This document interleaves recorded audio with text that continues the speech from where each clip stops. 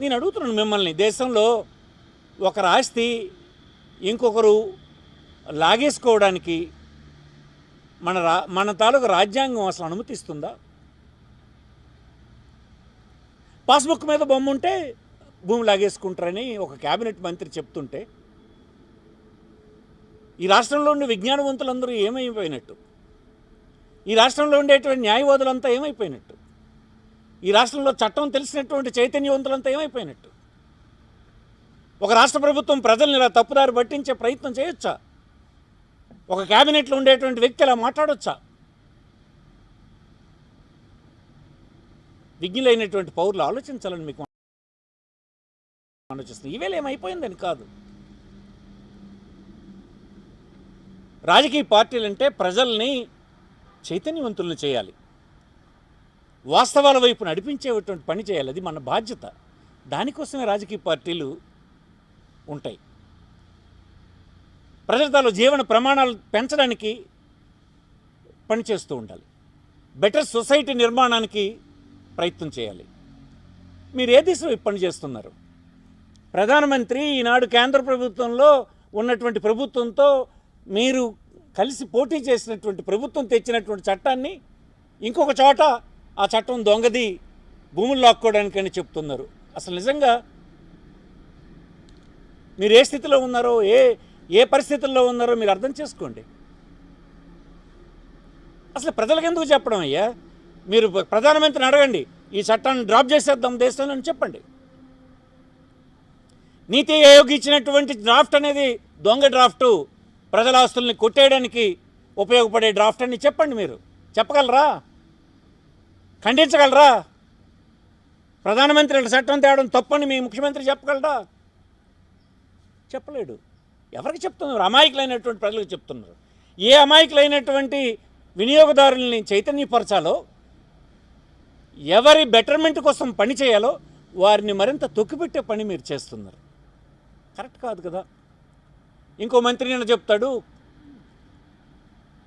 Survey stone పైన జగన్మోహన్ రెడ్డి బొమ్మ ఉంది, ఆ భూములు దొబ్బేయాలనుకుంటున్నారు. ఏమిటి మీ మాటలు? సర్వే స్టోన్ మీద ఒక రాయి మీద బొమ్మ ఉన్నంత మాత్రాన భూములు కొట్టేయడానికి అవకాశం ఉందా? ఎందుకు ఆనాడు ఒక బొమ్మ వేశారు అంటే, వేస్తే మీకు అది అబ్జెక్షన్ కావచ్చు, కానీ ప్రభుత్వం తాలూగా ఇదేమిటి ఆలోచన ఏంటి? 100 సంవత్సరాలుగా సర్వే జరగలేదు అంటే, మన ప్రజల చేత ఎన్నుకోబడిన ప్రభుత్వాలు, మనకు స్వాతంత్రం లభించిన తర్వాత వచ్చినటువంటి ప్రభుత్వాలు ఏవి కూడా ఆంధ్రప్రదేశ్లో సమగ్రమైనటువంటి సర్వే చేయలేదు. మన దగ్గర ఉన్న రికార్డ్స్ అన్నీ బ్రిటిష్ వారు చేసినటువంటి రికార్డ్సే ఉన్నాయి. సర్వే అనేది చాలా కాంప్లికేటెడ్ ఇష్యూ కనుక, చాలా సుదీర్ఘమైన కాలం వెచ్చించాలి కనుక, ధనాన్ని పెట్టుబడి పెట్టాలి కనుక, ఒక మంచి టెక్నాలజీని అడాప్ట్ చేసుకోవాలి కనుక బహుశా చేయలేకపోవచ్చు. అన్ని ప్రభుత్వాలు వైఫల్యించారు. మీరు కూడా అప్పటికి 4 సార్లు 5 సార్లు తెలుగుదేశం ప్రభుత్వం కూడా మీరు కూడా చేయలేకపోయినారు. ఈనాడు సక్సెస్ఫుల్గా ఒక సర్వే రాష్ట్రంలో చేసే అవకాశం వచ్చింది. సర్వే అంటే ఏంటి? Records updation, revenue records updation. ముత్తాతల నుంచి ఉన్నటువంటి భూముల్ని ఎవరున్నారు, ఏమున్నారు, ఎవరికి చెందింది, దాని హద్దులు ఏంటి, ఇవన్నీ నమోదు చేసేదే కదా సర్వే. ఆ సర్వే చేసినప్పుడు ఇంతకాలంగా ప్రైవేటు వ్యక్తులు వేసినవి, బ్రిటిషర్స్ వేసినటువంటి రాళ్ళు రకరకాలు ఉన్నాయి. వైఎస్ జగన్మోహన్ రెడ్డి కాలంలో చేసినటువంటి సర్వే రాయి ఎక్కడుంది, అదే లేటెస్ట్ సర్వే అని తర్వాత తరం వాళ్ళు అనుకోవటానికి ఆ బొమ్మ వేసి పెట్టాము. జగన్మోహన్ రెడ్డి బొమ్మ ఉన్నదని రాజకీయ ప్రత్యర్థులుగా మీరు దానికి బాధపడవచ్చు. ఆ బొమ్మ ఉన్నంత మాత్రాన భూమి ఇంకొకరికి ట్రాన్స్ఫర్ అయిపోతుందా? ఎవరైనా చెప్పండి. మీరు ధైర్యంగా ప్రెస్ ముందుకు వచ్చి చెప్పండి. ఈ చట్టం చెప్తుంది బొమ్మ ఉంటే ఆ బొమ్మ ఉన్నోడికి వెళ్ళిపోతుంది అని. పాస్బుక్ మీద ఎవడ బొమ్మ ఉంటే ఆ బొమ్మ ఉన్నోడికి భూమి వెళ్ళిపోతుందని మీరు చెప్పండి. ఇలాంటి దిగజారుడు మాటలు తప్పని నేను మనవి చేస్తున్నాను. తప్పే కాదు, మనం ఉన్నది రాజకీయ పార్టీల్లో పనిచేస్తున్న మనం ఉన్నది ప్రభుత్వాల్లో ఉన్నది ప్రజల్ని వాస్తవాల వైపు నడిపించేటువంటి బాధ్యత మనకి ఇమిడి ఉంది రాజ్యాంగబద్ధంగా. ప్రజల తాలూ జీవన ప్రమాణాలని, వారి తాలూగా స్టేటస్ని పెంచడానికి పని చేయవలసిన అవసరం ఉంది, చైతన్యవంతుల్ని చేయవలసినటువంటి అవసరం ఉంది, సత్యం వైపు నడిపించవలసిన అవసరం ఉంది.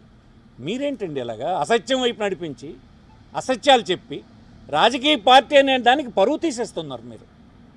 ఇలాగైనా ఉంటాయి రాజకీయ పార్టీలు కొంతమందిని అనుకుంటారు కదా ఈ రాష్ట్రంలో. ఇది కరెక్ట్ కాదు, ఇవి మానుకోవాలని మనం చేస్తున్నాం. ఇది చూస్తే ఒక విధంగా చీదరింపు వస్తుంది. తెలిసినటువంటి పౌరులకి మీరు ఇలాంటి మాటలు మాట్లాడినప్పుడు చిచి ఇంత దిగజారుడు, ఇంత నీతి లేని, ఇంత అధ్వాన్నమైనటువంటి స్థితిలో మన రాజకీయ పార్టీలు ఉన్నాయా అని అనుకోవాల్సినటువంటి అవసరం వస్తుంది. దయచేసి మానుకోవాలని నేను మనవి చేస్తున్నాను. టైటిలింగ్ యాక్ట్కి సంబంధించి ఇంకొకసారి నేను పూర్తి డీటెయిల్డ్ మరొకసారి నిన్నే ముఖ్యమంత్రి గారు, మాజీ ముఖ్యమంత్రి గారు జగన్మోహన్ రెడ్డి గారు చాలా డీటెయిల్స్ చెప్పారు. ఇంకా అవసరమైతే నేను చెప్తాను. టైటిలింగ్ యాక్ట్లో ఉన్నటువంటి ఎవ్రీ సెక్షన్ ఏం చెప్తుంది, ఎన్ని రకాల అప్పిలేట్ అథారిటీస్ ఉన్నాయి, ఎన్ని రకాల న్యాయ వ్యవస్థలు ఉన్నాయి, ఎవరు చెప్తుండ్రండి మీకు? రెవెన్యూ అధికారులతో అయిపోయింది, వాళ్ళకి ఇష్టం వచ్చినట్టు రెవెన్యూ అధికారులని పెట్టి రాయించేస్తారని. అలా ఎక్కడ జరగదు. ఏ చట్టం ఉన్నా కింద స్థాయిలో రెవెన్యూ అధికారులే చూస్తారు. మీరుండొచ్చు, మేముండొచ్చు, రేపు ఇంకొకరు రావచ్చు. ఇంతకుముందు ఉన్నటువంటి వాళ్ళు కానీ ఎవరు చూసినా రెవెన్యూ అధికారులే చూశారు.